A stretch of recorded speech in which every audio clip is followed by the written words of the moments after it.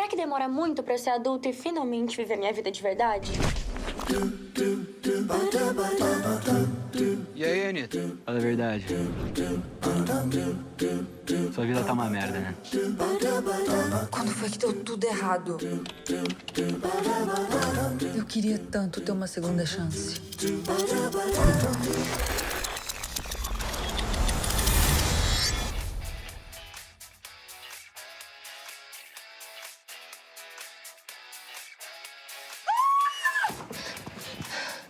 O que eu faço agora?